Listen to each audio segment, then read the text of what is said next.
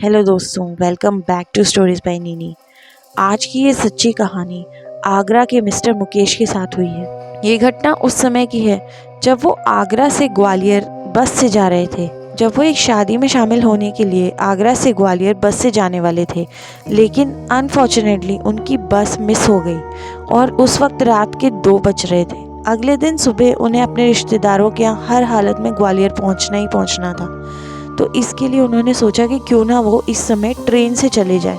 उन्हें कोई ना कोई ट्रेन स्टेशन पर मिल ही जाएगी, अगर लोकल होगी तो वो लोकल में भी बैठकर चले जाएंगे। यही सोचते हुए वो आगरा कैंट रेलवे स्टेशन पहुंचे। ये बात सर्दियों की रात की। उस वक्त उत्तर भारत में बहुत ज़्यादा घना कोहरा फैला हुआ था। चारों तरफ धुंध ही धुंध थी और उन्हें कुछ साफ दिखाई नहीं दे रहा था। जब मुकेश जी स्टेशन पर पहुंचे तो उस दिन अचानक से ऐसा पहली बार उन्हें फील हुआ कि स्टेशन पे भीड़ ही नहीं है। फिर कुछ समय बाद उन्हें एक ट्रेन आती हुई दिखाई दी जो कि ग्वालियर जाने वाली थी।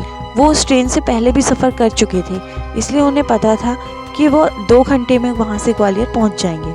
तो वो उस ट्रेन में बैठते हैं और जैसे ही वो ट्रेन के अंदर बैठते हैं, वो पता है क्या देखते हैं? वो देखते हैं कि उस ट्रेन में तो कोई यात्री था ही नहीं। मुकेश अकेला ही उस ट्रेन में यात्रा कर रहा था। उसे ये सब बहुत ही अजीब लग रहा था, लेकिन उसे हर हाल में ग्वालियर पहुंचना था, वरना जो उसके रिश्तेदार थे, शादी वाला घर था, वो बहुत ज़्यादा नाराज़ हो जाते, क्योंकि अगले दिन सुबह जो बारात थी वो किसी और शहर में जाने वाली थी। तो ये सब सोचकर मुकेश चुपचाप से उस ट्रेन में बैठ गया। उसे लगा कि रात के 2 बज रहे हैं, हो सकता है कि आज इस ट्रेन में कम भीड़ हो, तो वो इस तरीके से उस ट्रेन में बैठा।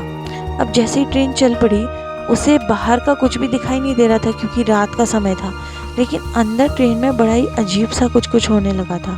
चारों तरफ से जो लाइट थी वो फ्लिकर कर रही थी और पता नहीं कैसे अचानक से ट्रेन में एक धक्का लगता है, ट्रेन रुक जाती है। जब मुकेश बाहर निकल कर देखता है तो पता है क्या दिखता है? बाहर वो किसी खेत के बीचों बीच है। उसे ये सब बहुत अजीब लग रहा था क्योंकि ट्रेन की तो पटरी होती है, आसपास फाटक होते हैं, मतलब काफ़ी सारा रास्ता होता है जो ब्लॉक कर दिया जाता है। सीधा कभी भी खेत के अंदर ट्रेन नहीं होती। जब उसने ये देखा कि चारों तरफ सिर्फ खेत ही खेत है, तो वो हैरान रह गया और वो चारों तरफ बदहवास सा घूमता रहा। और अगले दिन वो गांव वालों को उसी हालत में खेत में बेहोश पड़ा हुआ मिला। जब मुकेश को उठाया गया, उससे पूछा गया, तो मुकेश ने सारी कहानी बताई और उसने जिस ट्रेन का जिक्र किया था, गांव वालों ने वो उस ट्रेन के बारे में तो कभी सुना ही नहीं था। और आसपास, और सबसे अजीब बात ये थी कि उस खेत में जहां मुकेश मिला था, उस खेत से 10 किलोमीटर दूर जाके रेलवे स्टेशन था और वहां से पटरी भी कोई नहीं गुजरती थी। तो लोगों को मुकेश की किसी भी बात पर भरोसा नहीं हुआ।